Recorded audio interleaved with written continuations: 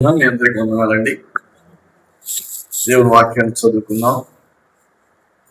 తీతుకు రాసినటువంటి పత్రిక 2వ అధ్యాయము 12వ వచనం నుంచి 14వ వరకు చదువుకుందాం. 12, 13, 14 వచనాలు. మనము భక్తిహీనతను ఇహలోక సంబంధమైన దురాశలను విసర్జించి శుభప్రదమైన నిరీక్షణ నిమిత్తము అనగా మహాదేవుడును మన రక్షకుడునైన యేసుక్రీస్తు మహిమ యొక్క ప్రత్యక్షత కొరకు ఎదురు చూచుచు ఈ లోకములో స్వస్థ బుద్ధితోను నీతితోను భక్తితోను బ్రతికుచుండవలెనని మనకు బోధించుచున్నది. ఆయన సమస్తమైన దుర్నీతి నుండి మనలను విమోచించి సత్క్రియల ఆసక్తి గల ప్రజలను తన కోసరము పవిత్రపరచుకుని తన సొత్తుగా చేసుకొనుటకు తను తానే మన కొరకు అర్పించుకునేను. చాలండి, ప్రార్థన చేసుకుందాం. మహోన్నతమైన మా ప్రభువా, నీ పరిశుద్ధమైన నామానికై స్తుతులు స్తోత్రాలు చెల్లించుకుంటున్నాను. ప్రభువా, ఈ జనవరి మాసము, ఈ చివరి దినము, ఈ మధ్యాహ్న సమయంలో నీ సన్నిధి మాతో ఉంచండి. మా మధ్యకు మీరు రండి నాయన. నీ వాక్యము మాకు బోధించండి, మమ్మల్ని సిద్ధపరచండి, వినబుద్ధి మాకు పుట్టించండి. లోబడే స్థితి మాకందరికీ దయచేయమని ప్రార్థిస్తున్నాను. ప్రభా, నీ వాక్యం ద్వారా మేము మేలుకొల్పబడటానికి, బలపరచబడటానికి, నీకు సాక్షులై జీవించడానికి మమ్మల్ని సిద్ధపరచుకోమని మా ప్రభును, మా రక్షకులను, నీ ప్రియకుమారుడు యేసుక్రీస్తు పరిశుద్ధ నామమున ప్రార్థించున్నాను. ఆమేన్.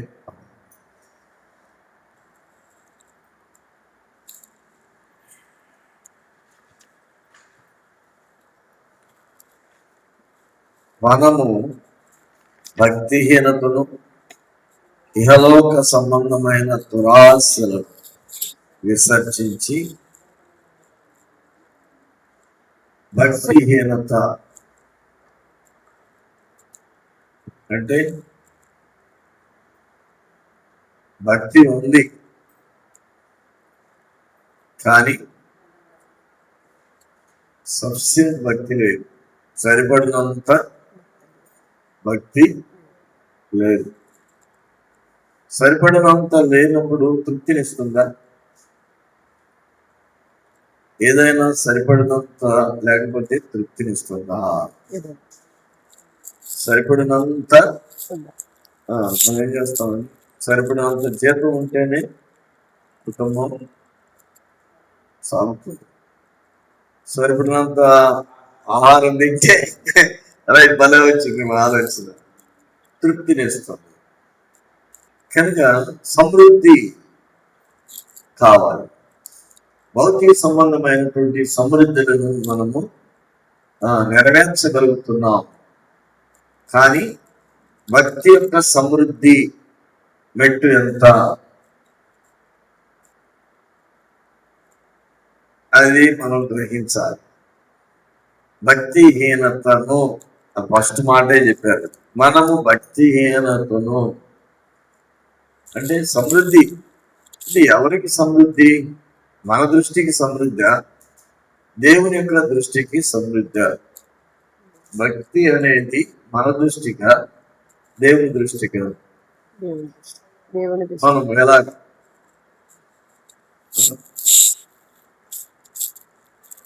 తన దృష్టికి తాను జ్ఞాని, తన దృష్టికి తాను యథార్థవంతుడు, తన దృష్టికి తాను నీతిమంతుడు అనుకున్నది ఏమవుతుందంట? ఏమవుతుంది? బైబిల్ సామెత గ్రంథంలో ఉంది కదా, అది అంటే మన దృష్టికి మనం అనుకున్న నీతి అనుకున్నా కానీ అది నీతి కాకపోవచ్చును. నీతి సమృద్ధి అనుకున్నది కూడా కాకపోవచ్చును. కానీ దేవుని దృష్టికి మనం సమృద్ధి భక్తి కలిగిన సమృద్ధి భక్తి కలిగిన వారు. నా కృప నీకు చాలు. చాలును అని రాయబడిందా లేదా? అంటే భక్తి యొక్క మెట్టు ఎలాగ పెంచాడు పౌలు గారు?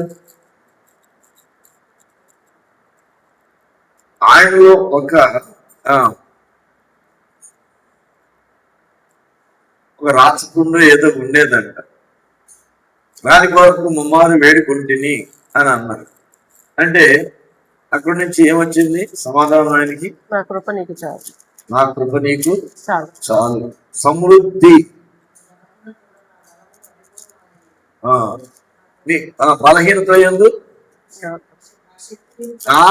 నా శక్తి నీకు పరిపూర్ణమై ఉన్నది. నా కృప నీకు చాలు. అంటే దేవుని చేత మనం చేసే భక్తి విధానాలు ఈ లోకంలో తృప్తికరముగా, దేవునికి ఇష్టకరముగా మనం చేయాలి. మన ఇష్ట ప్రకారంగా మనం, అంతే కదా, లోకంలో ఎవరి ఇష్ట ప్రకారంగా వాళ్ళ ఇష్ట ప్రకారంగా, ఒక అధికారుల ఇష్ట ప్రకారంగా చేస్తున్నాము, ఒక ఇంటి వారి ఇష్ట ప్రకారంగా చేస్తున్నాము, ఒక ఆలోచన ప్రకారంగా మనం చేస్తున్నాము.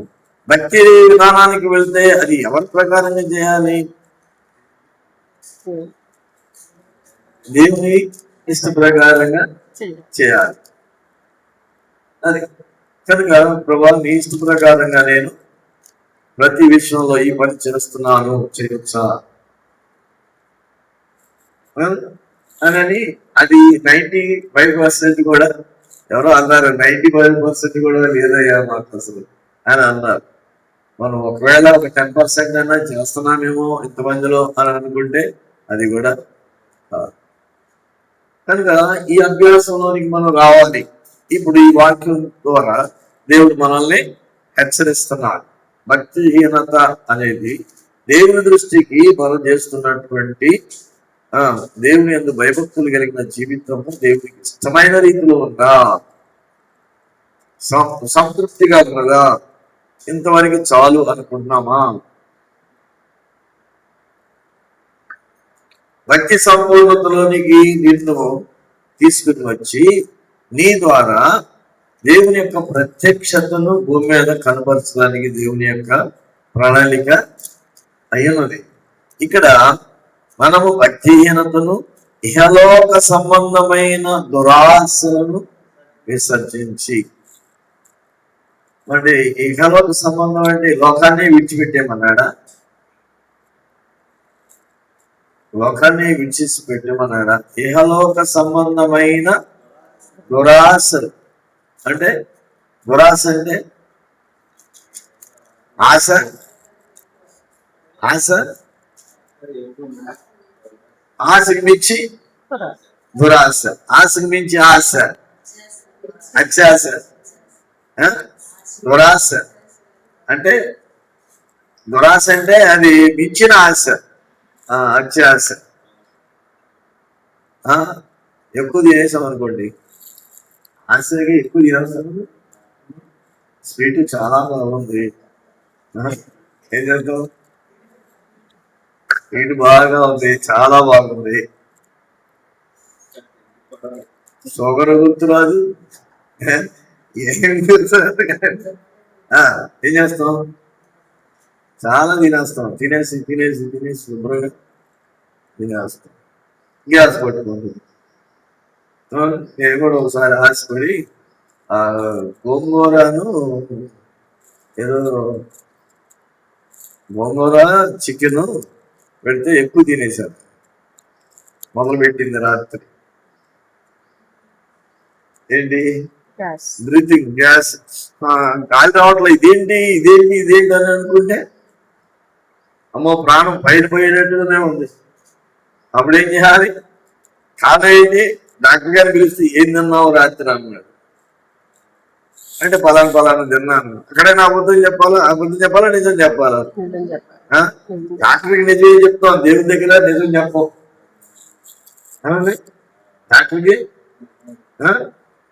డాక్టర్కి నిజం చెప్పి రోగాలు పోగొట్టుకుంటాం, కానీ దేవునికి నిజం చెప్పి పాపాలు పోగొట్టుకోవడం చేత కదా. అనగా చేతమైన చేతగానే రావాలని చెప్పు. చేతగాని వాళ్ళ చేతగాని వాళ్ళ చేతగాని వాళ్ళ మరి అక్కడ డాక్టర్ గారికి వాస్తవం చెప్తే ఏం చేశాడు? దానికి తగినట్టుగా ఇంజక్షన్లో మందులు టాబ్లెట్స్ ఇచ్చి తిట్టాడు ఆయన. ఎందుకు తెలవాయా నువ్వు అని అన్నారా? ఆశ, దురాశ గర్భం ధరిస్తానంట, పాపం కంటుందంట. పాపం పరిపక్వై మరణానికి దారితీస్తుందంట. కనుక మనకి దురాశ ఉండకూడదు. అంటే దురాశ అంటే మన లిమిట్స్ మనకు ఉంటాయి కదా, దానికి మించింది అది ఆశ ఉండకూడదు అని వాక్యం మనకు చెప్తుంది. మరి ఎవరు ఉండదు? అలాగే ఎవరు ఒప్పుకొని ఉంటారా? అవండి, నానాటికి కావలసిన ఆహారము మాకు శిష్యులు ప్రార్థన శిష్యులు ప్రార్థన నేర్పమంటే ఆ ప్రార్థన చెప్పారు ప్రభు. ప్రభా మరి ఈ రోజుకి సబ్సెంట్ కదా, మరి రేపు సంగతి ఏంటి? రేపు సంగతి ఆలోచన ఎందుకయ్యా మీకు? ఏనాటి కీడు, సరే ఏనాటి కీడు అనండి, ఏనాటి ఆహారం ఆనాటికి అనుకుంటే నానాటికి కావాల్సిన ఆహారం మాకు దయచేయండి ప్రభు అని ప్రార్థన చేస్తాం. ప్రభు నేర్పిన ప్రార్థన అయ్యా అని అంటాం, కానీ ఆశ మాత్రం ఎక్కువగానే ఉంటుంది. కానీ ప్రభున్న కాలంలో శిష్యులైనటువంటి వారికి నేర్పినటువంటి భక్తి అంత ఘనమైనది. రొట్టెల గురించి చెప్తున్నాను, పులిసిన రొట్టెల గురించి జాగ్రత్త పడండి అని చెప్తుంటే రొట్టెల గురించి చెప్తున్నాను. ఏ ఆలోచనలకు పోయారండి మన వాళ్ళు? శిష్యులు ఏ ఆలోచనలకు వెళ్ళారు? రొట్టెల గురించి చెప్తున్నారు. ఎందుకయ్యా మీరు రొట్టెల గురించి అనుకుంటున్నారు, ఆలోచిస్తున్నారు? 5 రొట్టెలు 2 చేపలు 5,000 మంది.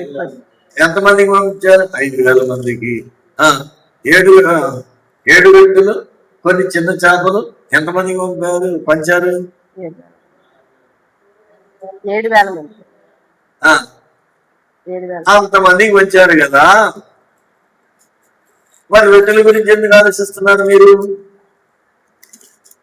దేవుడు చూసుకుంటాడులే అనే ఆలోచన ఏ క్రైస్తవుడికి కూడా సంపూర్ణమైన భక్తి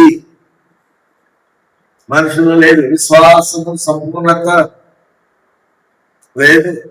కొందరు ఏం చేస్తారంటే మన రెట్టితోనూ మన ఆదివారం తెలుగు చెప్పి ఎర్రమ్మ అనే ఒక ఆమె ఉంది.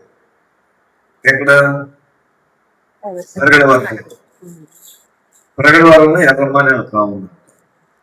చెప్పినట్టు ఉన్నారు. జూమ్ లో చెప్పారు, మరి ఇక్కడ చెప్పారా? ఇక్కడ చెప్పారు. అక్కడ మరి ఆమె స్టూడెంట్స్ కి అన్నం వండి పెట్టాలి. పెద్దామె చనిపోయింది. అయితే ఆ రోజు స్టూడెంట్స్ కి భోజనం లేదు, బియ్యం గ్లాస్ ఉన్నాయి. అయ్యగారి దగ్గరికి వెళ్ళారు. అయ్యగారు ఏమన్నా, అయ్యా మరి స్టూడెంట్స్ కి భోజనానికి లేదు, కరువులో ఉన్న వాళ్ళకి ఏం చేయమంటారు? నన్ను అడుగుతాడేంటి వాళ్ళమ్మ ఎర్రమ్మ? దేవుడిని అడిగా. నన్ను అడుగుతాడేంటి? దేవుడిని అడిగా. నిన్న అడిగా నేనేం చేయాలయ్యా? మరి అనలేదు. సరే వెళ్ళిపోయారు. ఆ గ్లాసు బియ్యే అందులో పోసి ఎంతమంది స్టూడెంట్స్ ఉన్నారో అంతమందికి నీళ్లు పోసిందంట. ఎసరు పోసి అక్కడ పొలాలు పెట్టి పై కింద ఆమె పక్కన కూర్చొని ప్రార్థన చేస్తుంది. మోకరేసుకొని ప్రార్థన చేస్తా ఉంది. ఆశ్చర్యం కదా. మరి విశ్వాసము మనకి సమృద్ధి అయిన విశ్వాసము లేకుండా పోతుంది. మనకి ఎంతమంది అయితే ఆ స్టూడెంట్స్ ఉన్నారో అంతమందికి సరిపడిన అన్నాము. ఆశ్చర్యం కదా. ఏరియా దినాల్లోనే దేవుడు కార్యం చేశాడా? ఇప్పుడు లేడా? అప్పుడున్న దేవుడు ఇప్పుడు లేడా? కానీ మనం అది అవిశ్వాసం. అవిశ్వాసము, విశ్వాస సమృద్ధి కాదు, అవిశ్వాసము, భక్తిహీనత చోటు చేసుకుని ఉన్నాయి. దేవుడు చేస్తాడు అనే నమ్మకము, కనిపెట్టలేని స్థితి, దేవుడి సన్నిధిలో పెనుగులాడలేని స్థితి మనలో కనబడుతున్నది. దేవుడు చేస్తాడు అని విశ్వాసము, ఆగినంత విశ్వాసము ఉంటే చాలా అన్నాడు కదా దేవుడు. అంతే విశ్వాసం ఉంటే ఒక కార్యాలు జరుగుతాయి అని చెప్పాడు. కానీ అలాంటి విశ్వాసము లేవు. ఇహలోక సంబంధమైన దురాశలను విసర్జించి, లోకాన్ని విసర్జించమంటలా, లోకానికి పండిత దేవుడు లోకాన్ని విసర్జించమంటలా. లోకంలోనే ఉండండి, లోకంలోనే ఉండండి, కానీ ఇహలోక సంబంధమైన దీంట్లో ఒక దురాశ ఒకటి పుట్టింది. దురాశ పుట్టింది లోకంలో. ఏం పుట్టింది? దురాశ. మనుషులకు అందరికి ఆశలు ఉంటాయా? దురాశలు కూడా ఆశలు ఉంటాయి, దురాశలు కూడా ఉంటాయి. కానీ దేవుడు ఏం చెప్తున్నాడు ఇక్కడ? ఇహలోక సంబంధమైన, పరలోక సంబంధమైన ఆశ, పరలోక సంబంధమైన ఆశ. అది ఎవరు చూశారండి? పరలోక సంబంధమైన ఆశ ఎవరు చూశారు?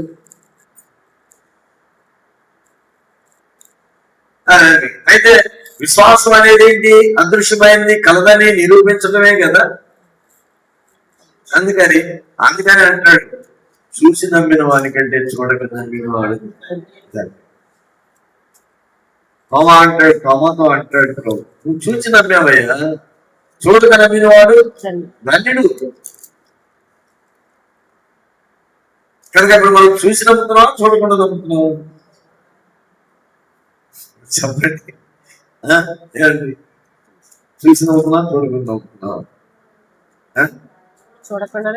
చూడకుండానే నమ్ముతున్నాం.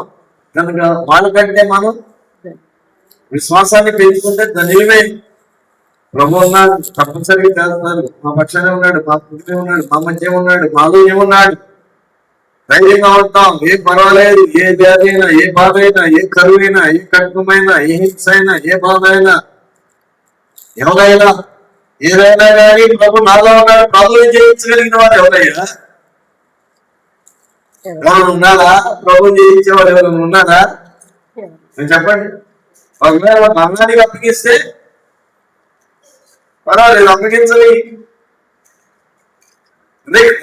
కనుక దేవుడు నాకున్నాడు, నాలో ఉన్నాడు అనే ఒక నిరీక్షణ. నేను నీతో ఉంటాను,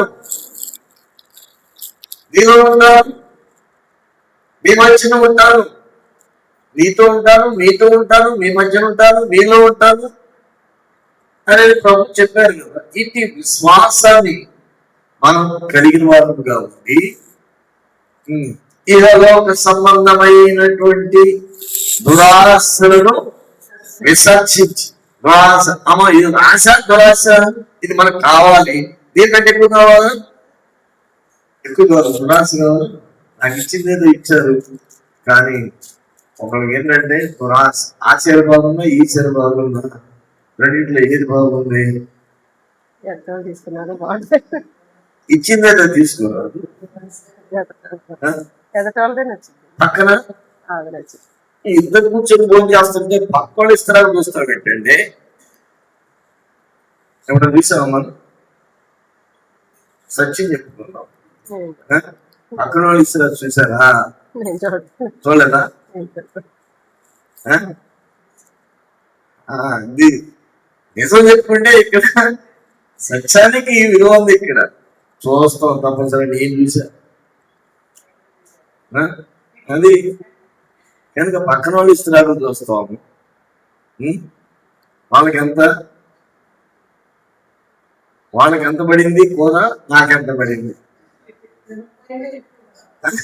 అది ఆశ, దురాశ. తినలేకపోయినా కానీ ఎక్కువ కావాలి, ఎక్కువ పెట్టాలి. అది మానవుని యొక్క స్వభావం. అది విసర్జించమంటున్నాడు. అది విసర్జన. ఇది చాలండి, ఇది సఫిషియెంట్ అండి, పర్వాలేదులేండి అన్నదానికంటే, ఊహించిన దానికంటే తక్కువ దాంట్లో నివాసం చేయటం అనేది, తక్కువ కలిగి ఉండటం అనేది ఎంత మంచిది వాక్యం. ఇహలోక సంబంధమైనటువంటి దురాశలను విసర్జించి శుభప్రదమైన నిరీక్షణ నిమిత్తము, శుభప్రదమైన నిరీక్షణ. మన నిరీక్షణ ఏంటండి? సహోదరులారా, మనం నిరీక్షణ లేని వాళ్ళము కాదు. మనకు ఒక నిరీక్షణ ఉన్నది. ఏమిటో మన నిరీక్షణ? ప్రభు వస్తాడు, ప్రభు వస్తాడు, మళ్ళీ రానయ్య ఉన్నాడు. ఎలాగ వెళ్ళాడు? గలిలారా మీరేం చూస్తున్నారు? ప్రభు ఎలాగా అలాగే వెళ్ళిపోయాడు, అలాగనే రాబోతున్నాడు. ఆ నిరీక్షణ మనకుంది. సహోదరులకి ఒక నిరీక్షణ ఉంది. ఏం నిరీక్షణ? ప్రభు వస్తాడు, వచ్చి మనల్ని తీసుకెళ్తాడు అనే ఒక నిరీక్షణ ఉంది. శుభప్రదమైన నిరీక్షణ నిమిత్తము అనగా మహాదేవులను మన రక్షకులనైన యేసుక్రీస్తు మహిమ యొక్క ప్రత్యక్షత వరకు ఎదురు చూచుచు, అంటే మనం ఎదురు చూపులు ఎక్కడండి? అన్నం వండి త్వరగా ఇంట్లో చుట్టాలు అవుతారని ఎదురు చూస్తా ఉంటారు. అవును కదా? వస్తారన్నారు, రావట్లేదు. వస్తారన్నారు, రాలేదు. ఎదురు చూస్తాం. మన ఇక్కడ ఏం చెప్తున్నారు? మన నిరీక్షణ, మన ఎదురు చూపులు ఎక్కడ? మన ఎదురు చూపులు ఎక్కడండి? మహాదేవుడును మన రక్షకుడునైనా యేసుక్రీస్తు మహిమ యొక్క ప్రత్యక్షత కొరకు ఎదురు చూచుచు. ఏం చూడాలి మనం? ఏం చూడాలండి? ఆశ. మన ఆశ ఏంటి? ప్రభు వస్తారు. మన మనసు అంతా కూడా ఏంటి? ప్రభు వస్తారేమో, ఏ సమయంలో వస్తారో, ఎప్పుడు వస్తారో, ఎలా వస్తారో, ఏ టైంలో వస్తారు, రాత్రి వస్తారు, అర్ధరాత్రి వస్తారు, తెల్లవారుజామున వస్తారు, మధ్యాహ్నం వస్తారు, ఏ టైంలో వస్తారు, ఆ కాలము సమయములు అవన్నీ తండ్రి యొక్క స్వాధీనంలో ఉన్నాయని రాయబోయింది. మనకి ఏ టైంలో వస్తారు అంటే, మనకి వచ్చినప్పుడు మనం ఏమవ్వాలి? ఆ శుభప్రదమైనటువంటి నిరీక్షణ. అప్పుడు ఏమవుతామండి? మనం ఇక్కడ ఉంటామా? ప్రభా, మనం ఏదో కొన్ని స్కిట్లు వేస్తా ఉంటారు కదండి. ఇక్కడ ఈ స్థానమా, ఇది కాదు. ఈ స్థానానికి, ఈ స్థానమా, అది కాదు. 3వ స్థానం కాదు. ఆ స్థానమా, అది కాదు. 4వ స్థానానికి వెళ్ళిపోతాం. ఏ స్థానానికి వెళ్ళాడని చివరికి వేసుకున్నాము? లాస్ట్ స్థానానికి వెళ్ళిపోయాడు. ఫస్ట్ స్థానంలో ఉండాల్సిన స్థానానికి మనం వేసిన స్కిట్ లో కూడా మీనింగ్ ఉంది. అర్థం చేసుకుంటే మనం ఫస్ట్ స్థానం ఇస్తున్నామా, మన దేవునికి లాస్ట్ స్థానం ఇస్తున్నామా?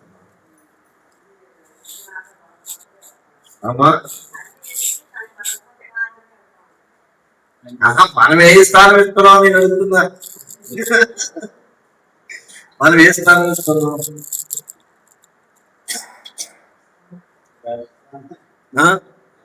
లాస్ట్ స్థానం అంట. కనుక ప్రభువుకి మొదటి స్థానం.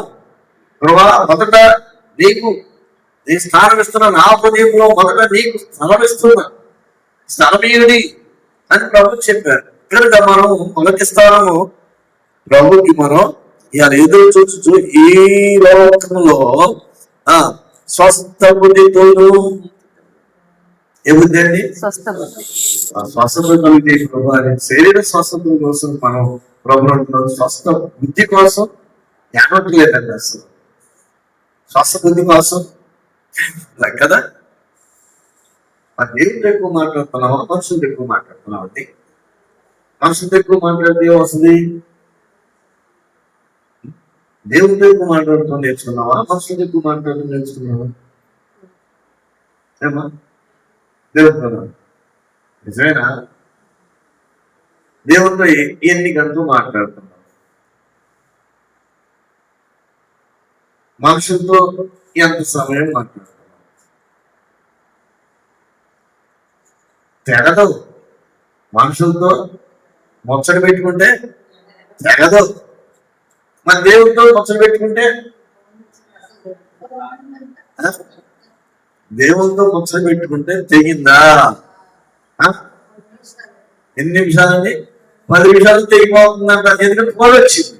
ఏమొచ్చింది? ఫోన్ పక్కనే ఉంటుంది. ఫోన్ ఏది నాది? ఫోన్ పక్కనే ఉంటుంది. తెగిందా? కాదు. మనుషులతో ముచ్చట తెలియదు. దేవుడితో ఎంతసేపు ముచ్చటిస్తున్నావు? స్వస్థత బుద్ధికి స్వస్థత, శరీరానికి స్వస్థత కావాలని మనం అడుగుతున్నాం. దేవుడి దగ్గర ఏడుస్తున్నాం. బుద్ధికి స్వస్థత లేదు ప్రభా అని ఎప్పుడైనా ఏడ్చిన అనుభవం ఉందా మనకి? ఏడ్చిన అనుభవం ఉందా? బుద్ధికి స్వస్థత ఎంత ఇంపార్టెంట్ అంటే ఎంతో ప్రాముఖ్యమైనది ఈ మాట. బుద్ధి నీకు స్వస్థ బుద్ధి ఉంటే ఎదుటి వాళ్ళకి కీడు అనేది నీలోనికి ప్రవేశిస్తుందా? కీడు, ఇతరుని కీడు చేద్దామన్నా ఎప్పుడైనా వస్తుందండి? చెప్పండి. అమ్మో, బుద్ధి స్వస్థత కావాలి, శరీర స్వస్థత కంటే తర్వాత చూసుకున్నామన్నా కానీ బుద్ధికి స్వస్థత నాకు ముందు. శరీర స్వస్థత కావాలా? ఏ స్వస్థత కావాలి? బుద్ధికి స్వస్థత. మరి అది కావాలి, మనం ఏమడుగుతాం? చిన్న జలుబు చేస్తే జలుబుకి స్వస్థత కావాలి. పాత చేయండి గారు జలుబు చేసింది. దేవుని దగ్గర కూడా మనం పెట్టేది ఏంటంటే జలుబు చేసింది ప్రభువా, అది ఒక రోజు ఉండి 2 రోజులు ఉండి క్లైమేట్ బట్టి వచ్చింది ఏమో వార్త కదా.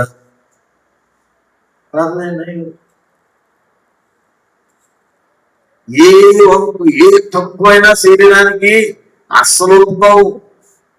శరీరానికి ఏ తక్కువైనా ఒప్పుకోవండి. ఏమండి? తృప్తి కావాలి, మంచి ఆరోగ్యం కావాలి, అంత కావాలి.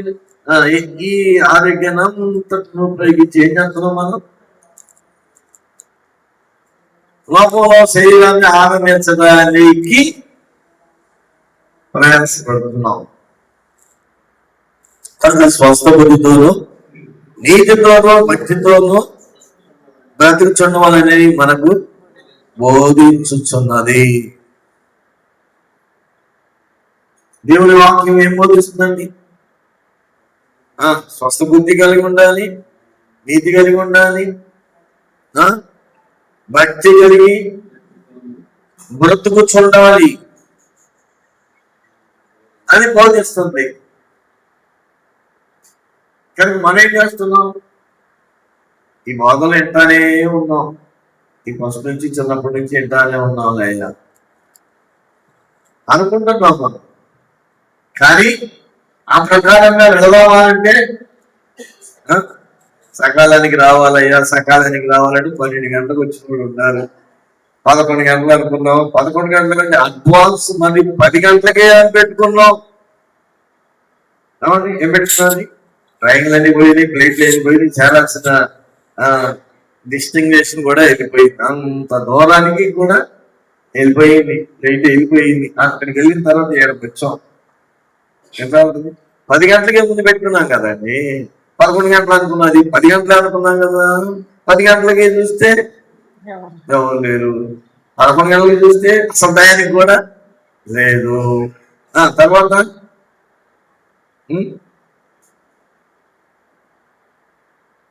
నిర్భయిస్తున్నారా? నీకు నిర్భయించను. దేవుని గురించినటువంటి ప్రతి ఆలోచన అయినా కూడా భయంతోనూ వణుకుతోనూ మనము ముందుకు సాగాలి. ఎవరైనా కానీ అంత భయం, వణుకు కనుక. ప్రభు వాక్యం అంటే, ప్రభు యొక్క లక్షణం అంటే, ప్రభు యొక్క వాక్యము ద్వారా ఇస్తున్నాడంటే భయము. ఆ భయం కనబడాలి. దేవుడు అంటే భయము. దేవుని నీతి. ఎవడు దీనుడై నలిగిన హృదయము గలవాడై నలిగిన హృదయం హృదయం గలవాడై నా మాట విని వణుకుచుండును వానినే నేను దృష్టించుచున్నాను. నేను దృష్టిస్తున్నాను. అంటే దేవుని వాక్యము, దేవుని వాక్యాన్ని బట్టి ఏమైపోవాలండి? భయం కలిగి దీనుడై పెరిగి నలిగిన హృదయం గలవాడై వణుకుచుండును. వణకటం ఎవరికండి? వాక్యానికి. కానీ మనుషులు కాదు. దేవుని వాక్యాన్ని నువ్వు ప్రేక్షించుకొని ఆ మాటని బట్టి నీవు వణుకుతున్నావు, దేవుడు నిన్ను దృష్టిస్తున్నాడు. దేవుడు నీ పక్షాన ఉన్నాడు, సహాయం చేయడానికి సిద్ధంగా ఉన్నాడు దేవుడు. ఈ ఆలోచన మనం కలిగిన వారంగా ఉండాలి. నీతితోనూ భక్తితోనూ స్వస్థతతోనూ బ్రతుకుచుండడం వల్లని మనకు బోధించుచున్నది. 14వ వచనము, ఆయన సమస్తమైన దుర్నీతి నుండి మనలను విమోచించి సత్క్రియలను ఆసక్తి గల ప్రజలను తన కోసము పవిత్రపరుచుకొని తన సొత్తుగా చేసుకున్నట్టు తను తానే మన కొరకు అర్పించుకొనెను. అక్కడ పౌలు గారు తీతుతో, తన శిష్యుడైనటువంటి తీతుతో ఆయనకి తెలిసిన విధానాన్ని బట్టి తీతుకి హెచ్చరిక చేస్తున్నాడు, తెలియజేస్తున్నాడు. ఆయన సమస్తమైన దుర్నీతి నుండి, నీతి ఉంది, దుర్నీతి ఉంది. అది కూడా ఎలా ఉంటుంది? ₹1,000 ₹1,000 తెలిసింది మీకు? తెలీదా? ₹1,000 తెలీదు, మీకు తెలుసు. మా చిన్నతనంలో ఉండే ₹1,000. భక్తి విధానం కూడా ఎలా ఉంటుంది? అది చల్లదు. ₹1,000 అనేది చల్లదు. ఆకారం ఎలా ఉంటుంది? సేమ్ ఆ నాణ్యం ఎలా ఉందో అలాగనే ఉంటుంది, కానీ అది చల్లదు. నీతి దుర్నీతి పోల్చలేము. ఇప్పుడు ఎలా ఉంటుందంటే, నీతి ఎట్లా ఉందంటే, దుర్నీతి ఎలా ఉందంటే, నీతితో పోల్చుకుంటే అలాగనే కనపడుద్ది. ₹500 కాగితం చూడండి, గుర్తుపట్టగలవా? కట్లో పెట్టి ఇచ్చేసాడు అనుకోండి, మనం గుర్తుపట్టలేం. సేమ్ యాజ్ అలాగే గాంధీ బొమ్మ ఉంటే గాంధీ గారి బొమ్మే ఉంటుంది. ఇంకా దాని ముద్రలు ఎలా ఉంటే, నెంబర్లు ఎలా ఉంటే ఎలాగో ప్రింట్ చేస్తారో మొత్తానికి ప్రింట్ చేస్తారు, దాంట్లో పెట్టి ఇచ్చేస్తారు. కానీ అది మిషన్ మీదకి తీసుకెళ్తే అప్పుడు బయటపడుతుంది. అక్కడ వాళ్ళు మిషన్ మీద అక్కడ చూసి ఇది దొంగ నోటయ్యా, ఇది చల్ల నోటయ్యా అని. మన భక్తి చల్లాలి, మన నీతి చల్లాలి, మనకున్నటువంటి మన బుద్ధి చెల్లేదిగా ఉండాలి దేవుని దృష్టిలో. కనుక ఇక్కడ సమస్తమైన దుర్నీతి నుండి మనలను విమోచించి అంటే దాన్ని ఏం చేస్తున్నారు? మేలిమి బంగారాన్ని మేలిమి బంగారంగా దేవుడు చేస్తున్నారు. ఫోటో వేసి దుర్నీతిలోంచి, పాపంలో నుంచి పవిత్రత తీసుకొస్తున్నాడు కదా దేవుడు. లోకంలో నుంచి పరలోకానికి తీసుకెళ్తున్నాడు కదా. మరి ఎలా తీసుకెళ్లాలి? మనల్ని ఫోటో వేయాలా లేదా? ఫోటో వేయాలా? మేలిమి చేయాలా? దుర్నీతిలో నుంచి ఏం కావాలి? నీతి రావాలి. లోకంలో నుంచి ఏం కావాలి? పాపంలో నుంచి కడగబడి పవిత్రులై కావాలి. నశించిపో సువర్ణము అగ్ని పరీక్ష వలన అగ్ని పరీక్ష వలన నశించిపో సువర్ణం అంటే అక్కడ బంగారం గురించి రాయబడింది అన్నమాట. బంగారం నశించిపోద్దా? ఎవరండి? ఎవరిని ఉద్దేశించి? మనల్ని ఉద్దేశించి. నశించిపో సువర్ణము అగ్ని పరీక్ష వలన శుద్ధపరచబడుచున్నది కదా. దానికంటే అమూల్యమైన మీ విశ్వాసము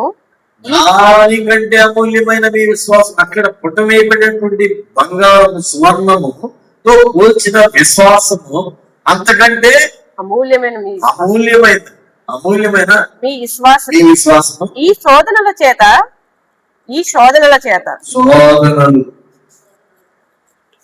శోధనలు చేత పరీక్షకు నిలిచినదై. ఏమండి, శోధన వచ్చిందంటే వెల్కమ్ వెల్కమ్ వెల్కమ్ అనేవాడు ఎవరండి?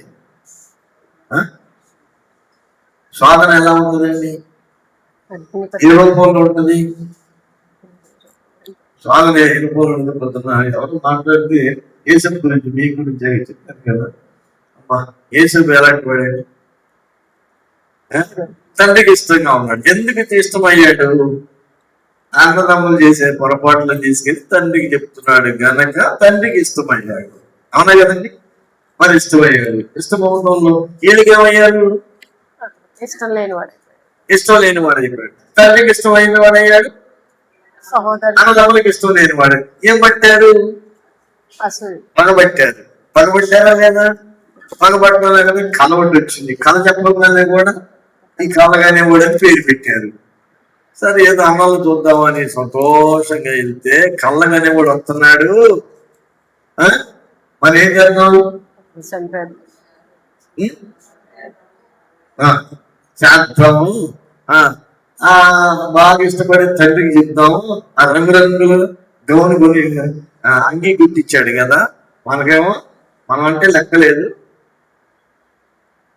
రంగురంగులు మరి ఎవరికి లెక్క ఉన్నాడు? ఈయన తండ్రికి లెక్కలో ఉన్నాడు. సరే, పట్టుకున్నారు. ఏం చేశారంటే ఒక మేక పిల్లని చంపేసేసి ఆ అంగీ ఇచ్చేసేసి దానికి రక్తం రాసి తండ్రి దగ్గరికి వెళ్ళి తీసుకొచ్చేయాలి. బొట్టలో పడేసి కాసేపు ముందాక మళ్ళీ ఏం చేశారంటే ఆ అంగి తిరిగి అమ్ముకున్నారు. అసూయ పడ్డారు. కానీ ఏం చేశారు మరి? ఆయన దేవుడు ఏ పక్షాన్ని ఉన్నాడు? ఉన్నారా లేదా?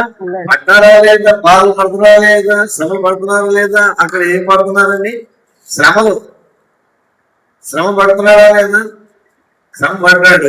మళ్ళీ కొడి అన్నలారా ఎందుకు పడతారు నన్ను అని కూడా అనలేదు అనుకుంటా. బాబు ఉంటారు. 10 మంది కలిసి ఒకటి వర్తంటే ఎంత అవుతుందండి?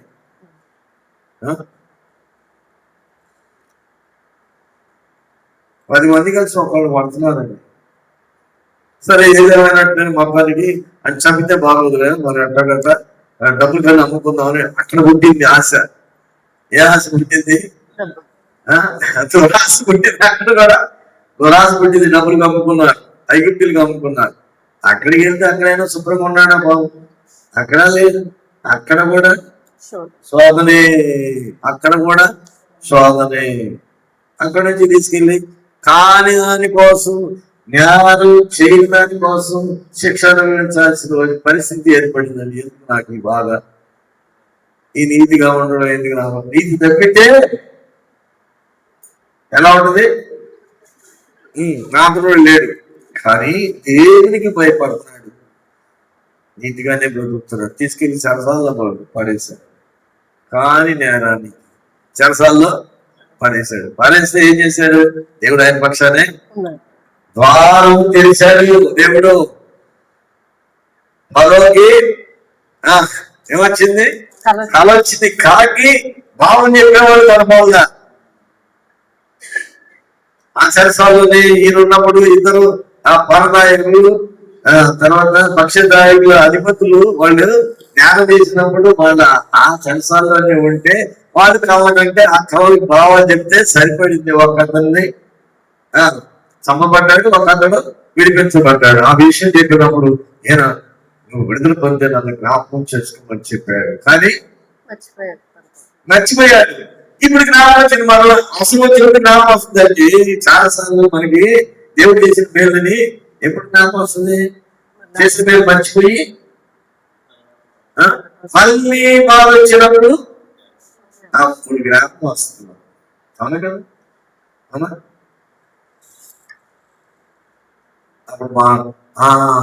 అప్పుడు రాజుగారి దగ్గరికి వెళ్ళి చెప్తున్నాడు, అయ్యా చెరసాల్లో ఒక అతను ఉన్నాడు, ఎబ్రియుడు, అతను కళలు బాగా చెప్తున్నాడు, నాకు చెప్పాడు, నేను కరెక్ట్ అయింది.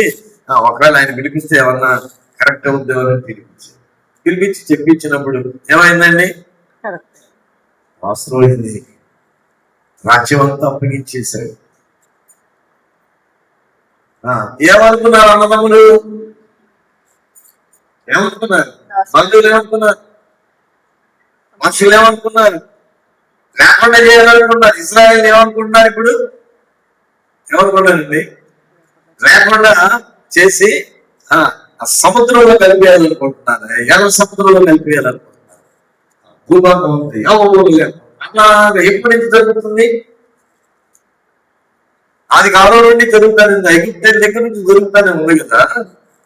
ఎట్లా మొత్తాన్ని వీళ్ళందరినీ చంపాలని ప్రయత్నం చేస్తారు. నేటికి కూడా 57 దేశాలు చిన్న దేశమైనటువంటి యోధా దేశాన్ని, ఇజ్రాయెల్ దేశాన్ని లేకుండా చేయాలని ప్రయత్నం చేస్తారు. కానీ ఎవరున్నారండి పక్షాన? దేవుడు. అది ఏంటి భయపడతావు ఏంటి? ఎందుకు భయపడతావేంటి? భయపడాల్సిన అవసరం ఏంటి? ఏమా వినాలి. గీత ఎట్టున్నావు నువ్వు? ఎక్కడో వెనకాల చాటు కూర్చున్నావు. ఇది వస్తా ముందుకు ఇలాగా దేవుడు మన పక్షాన ఏం చేశాడు? ఇప్పుడు ఏసడు ఏం చేశాడు? ఫరోను నేనే, అయినా నీ సెలవు లేక ఐగుప్తు దేశం అంతటను ఏ మనుషుడును తన చేతి కాలినైనా ఎత్తకూడదండి. ఎంత అధికారం ఇచ్చాడు? ఫరో కూడా మొత్తం మీద అధికారం ఇచ్చేసాడు. రాజుకున్న అధికారం అంతా ఆయన చేతికి ఇచ్చాడు. పేరుకి మాత్రం నేను అంటున్నాడు. మొత్తం అధికారం అంతా ఇదే. ఇప్పుడు వచ్చిందండి సమస్య. ఇప్పుడు వచ్చింది. ఎప్పటికీ? అందుకని వేచి ఉండాలి, కనిపెట్టుకుని ఉండాలి. ప్రభు యొక్క నిరీక్షణ, శుభప్రదమైన నిరీక్షణ నిమిత్తము ఒక దినము రాబోతుంది. అప్పుడు ఏమొచ్చారండి వీళ్ళందరూ? అందరూ వచ్చిన అప్పుడు మాట్లాడుతున్నా, అయ్యా నమస్కారం, ఇంకెందుకు నమస్కారాలు చేస్తున్నారు. అప్పుడు అందరినీ గుర్తుపెట్టాడు. కానీ వీళ్ళు గుర్తుపట్టాలా? ఆయన గుర్తుపట్టాడు కనుక. ఎందుకని గుర్తుపట్టలేదు? ఆయన హెచ్చించబడ్డారు, యేసయ్య హెచ్చించబడ్డారు కనుక వీళ్ళు గుర్తుపట్టలేకపోయారు. వీళ్ళకి ఏమైపోయింది మరి? ఆయన గుర్తుపట్టాడు ఏంటి?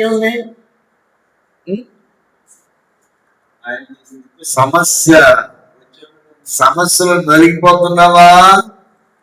భయపడవద్దు. దేవుడు నీకు తోడుగా ఉంటాడు. ఏదైనా నీలో బలహీనత ఉందా? బుద్ధిని స్వస్థ చేసుకో, బలహీనతను తీసివేసుకో. ఉన్నత స్థితిలో ఉంచగలిగినటువంటి దేవుడు మన దేవుడు. అందరు ఏమయ్యారండి? నమస్కారాలు పెట్టారు. నమస్కారాలు పెట్టారు. అప్పుడు కళ నెరవేరింది. నెరవేరిందా లేదా? కళ నెరవేరింది. అప్పుడు అవకాశం వచ్చిందిలా. ఇప్పుడు నన్ను ఎంత పని చేస్తారా మీరు అని చెప్పేసి అవకాశం వచ్చిందని అందరినీ అడ్డాకి చంపించారా? చంపించారు. అందరినీ ప్రేమించి ఒక ప్రత్యేకమైనటువంటి దేశాన్ని దేవుని కార్యాలు ఎంత వచ్చింది. నమ్ముతామా? ఈ సత్యాన్ని మనం నమ్మగలుగుతాం. యేసుక్రీస్తు ప్రభువు నిరీక్షణ ఎప్పుడైతే మనం ఉంచగలుగుతామో సమస్త దుర్నీతి నుండి మనలను విమోచించి సత్క్రియలను ఆసక్తి కలిగిన ప్రజలను తన కోసం, ఎవరి కోసము? సత్క్రియలను ఆసక్తి, సత్ప్రవర్తన ఆసక్తి, సత్క్రియలను ఆసక్తి కలిగిన వారిని తన కోసం పవిత్రపరుచుకొని తన సొత్తుగా చేసుకున్నటప్పుడు, తన సొత్తు తన కోసము తన సొత్తుగా చేసుకోవడానికి. ఎవరి సొత్తయ్యా? ఎవరి వాళ్ళు? చూడవాలి.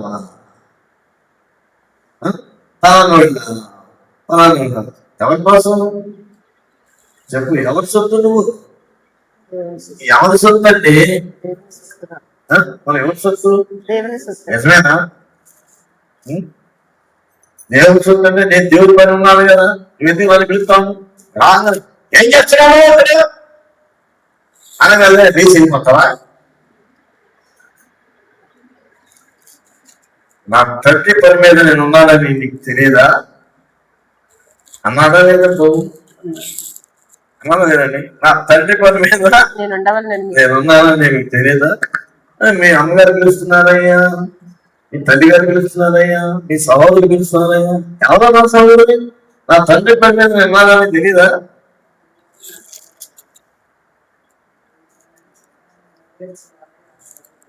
ఎంత ధైర్యం ఉందా మనకి? అంత ఎదిరించే ధైర్యం ఉందా? సరే, ఇంటికి వస్తాడా, సాయంత్రం చూస్తాను అంటా కదా. అందుకు భయపడుతున్నాం కదా. అందుగా భయపడేది నా పక్షాలు నా తండ్రి ఉన్నాడు. ధైర్యంగా ఎవరి సొత్తు అనుభవం? ఎవరి సొత్తు? దేవుని సొత్తు.